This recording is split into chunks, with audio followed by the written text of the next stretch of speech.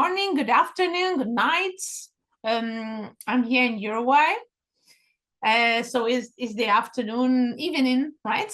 And I couldn't be more enthusiastic to be in here, really. I feel, I've seen lots of hearts. Thank you so much. I love that. All right, let's try to get started. The first thing is, I really believe that teachers, right, are the real influencers, okay? So we are here because we're gonna make a change in the world, and especially through education. That's why my talk's name is, Why Should Teachers Be Shapers of Culture?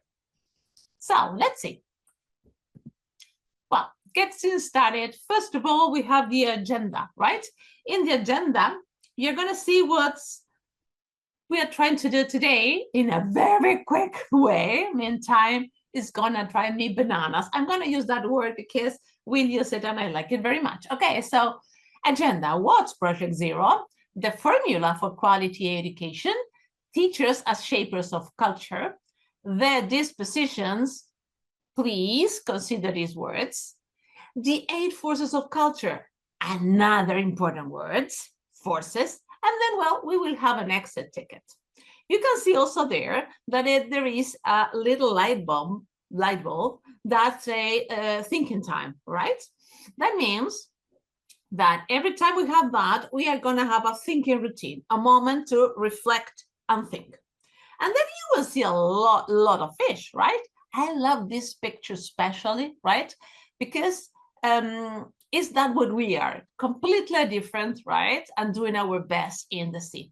Human beings differ from one another, and there is absolutely no need to teach and assess all individuals in the identical way. Who said that? Howard Gardner. Come on, let's move on. All right, here we are. First of all, what's Project Zero, right?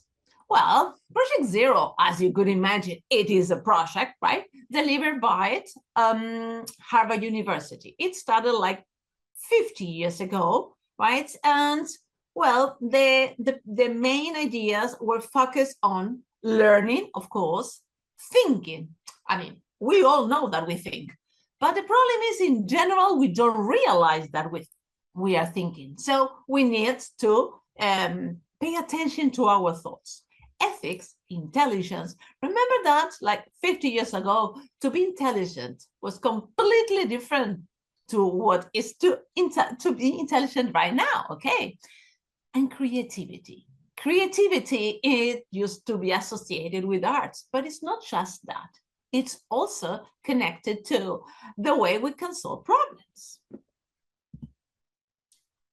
Let's move on. I have more cards, lovely. Good. Now, here I want you to start having a look at this mock-up, okay? And repeat with me. Objectives. The objectives are help learners. Come on. Help learners individually. Help learners individually and in community. Reflect, reflection, contribute, contribution, and change the world. Let's gonna do it again. And I know I am telling you this. Please pay attention. Again, which are the objectives of Project Zero? Well, come on. Help learners individually in community. Help learners. Reflect on reflection. Contribution, contribute. Change in the world in which they live. Okay, let's see if you really pay attention to all this. I've got another heart. Here it is why. Because we have a lighting bulb. That means that now we have a thinking time, a thinking routine. Now, I'd like you to answer in the chat box. How many objectives can you remember? Please, can you write them on the chat box? Thank you. Let's see. I'm looking. Wow, very good. I have one that's written 3, 5, 5 1. Okay, 3. Good. You are very good at this. Very proud of you. Really? Reflect, contribute, change to help learners individually. All right. Okay. Well, you are really, really good at doing this. I'm very proud of you. All right. Sorry, but we have to rush because of time. And I'm still thinking because there are still many, many others there, right? Good. Continue. Next. Okay. This is just an idea and prepare this diagram for myself because I was kind of confused. Project Zero is really big and it's an umbrella term, right? And what it does is include lots of other projects. Just for you to know, in my school, we are working on 4 of it. Number 1, teaching for understanding. Number 2, making thinking visible. Number 4, cultural thinking, right? And number 7, we are starting to work on it. That is called pedagogy of play, right? Let's move on. All right, again, we have the fish. Remember, we are all different, but we are doing our best. Okay, now here is the question. What is the formula that will help us to develop quality education? I mean, that was what I told you at the very beginning. So let's see, what is it? Remember that information now is just a click away. We can have all the content we want, but the problem is how are we going to organize it, classify it, and see if it works or not. And now I'm going to mention a little bit what Armanda said, the Homo algorithmicus, right? Okay, when we have lots of information, right? Misinformation, fake news, right? So we need to know how to deal with this. We need to teach our kids, or not that young, how to do it. Let's see. Okay, here we are.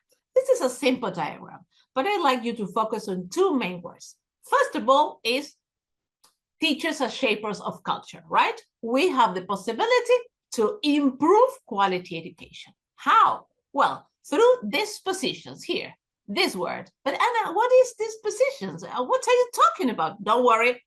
Please have your word disposition somewhere there, because in some minutes we are going to go back to it. All right? Dispositions. With these dispositions, we are going to get some active learners and effective thinkers, right? Also, that is connected to what Armanda said now, the importance of critical skills, right? And also the digging deeper, okay? Then we are gonna have a situation here because, you know, the problem with these positions is we can't teach them, right? We have to enculturate these positions. That is, making part of the school, making part of the community of learning. How? And here comes the second word that is important, the 8 cultural forces. Okay, so with me, let's see. For quality education, we need 2 main things, dispositions and 8 cultural forces. With me, 1, 2, 3, dispositions, 8 cultural forces, dispositions, 8 cultural forces. Is it there? Let's move on. Okay, now yes, the dispositions. How do they work? Well, what happens here is this. Remember that the ability, we have lots of content, but we need the ability, right, to connect the content with the situation, right? The dispositions are needed when you are facing a new scenario with a different situation, and you need to solve a situation, to solve a problem, right? So the dispositions connect that ability action gap, right? And they are also serving as a motivating force that propels action. Typically, a project at school, okay? You have a project, something in your community, something at school, and you are motivating your students to start investigating, but also developing certain skills to get into action. Well, but which are the dispositions? Well, here is a list of examples, right? This is not new, right? These things have been around for ages. But the thing is that we need to try to understand how they work and see if we are working on them. Let's see. Examples: habits of mind, intellectual virtues, 21st century skills, the IB learning profile, and of course, the thinking disposition that was developed by Project Zero. So now, very simple activity. Again, we have the bubble, the light bubble. We need to think, all right? Again, the thinking routine. If you know any of these, please write the number on the chat box. I would like to see which are the most well-known. Let's see. Remember, we have 5, 3, 2. Okay. Let's see. Number 333. 333. That's not surprised. I imagine so that the 21st century skills were kind of well-known, right? There we have, as they mentioned before, Armand especially, you know, the critical thinking, right? The digging deeper, the questioning, okay? Right, thank you. Right, you're doing fabulous. Thank you. Okay, let's keep it up. Come on, continue. Right, now, this, when we share all the ideas, right? I mean, we connect all the different dispositions. These are the most common, right? To be open-minded, curiosity, metacognition, the importance of understanding, and the question the information, right? So open-minded, curiosity, metacognition, understanding, and question. And I can imagine that perhaps you're now taking notes because you think I'm going to ask you about this. Don't worry, I won't. Okay, let's move on. Remember that one of the words was dispositions. Now we are getting into the other word, that is forces. Yeah, good. Somebody's having fun somewhere. All right, these are the forces, okay? And these are always in our classroom, but not only in our classrooms, right? In this kind of virtual session, we have it too. First of all, language. When we talk about language, it's not just English, Spanish, or German. We're talking about thinking language. And in a certain moment, Mara said, your brain is growing. That is a clear example of language. Then we have modeling, right? Modeling is the way that we try to explain or try to work with our students, right? And then we have Mara saying, model the growth mindset. The environment, well, here is difficult because we are not in a classroom, but in general, the classroom is full of materials, full of posters, and it gets kind of confusing. So we should just erase that and start having only the material that we need as part of the projects. Well, on time, you know, I told you at the beginning, it drives me bananas. Okay, so I have to rush. But in general, we have, you know, the possibility to organize our time. Agenda is one of those. Interactions, well, a special thing here, interactions are through the chat box. But in general, think, you don't need to tell me anything, but think, who are the ones, right? Who are talking the most in the class? Is it the teacher or the students, right? Routines are not just, well, now we are going to start with a book, then we have break time, then we go to the playground. No, it is about thinking routines. We've done many, just some of them.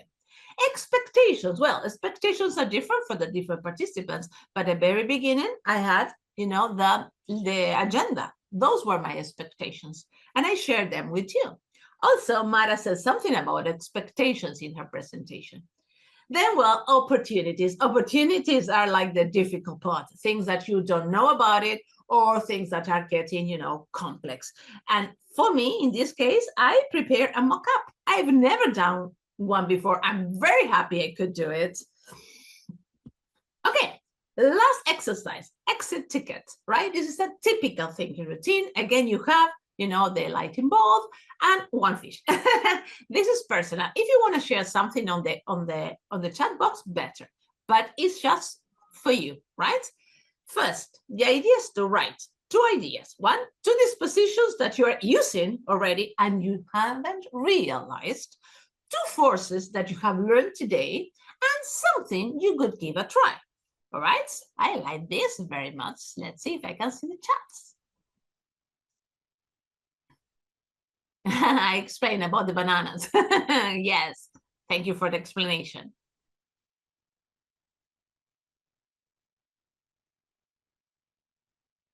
All right. Are you still there?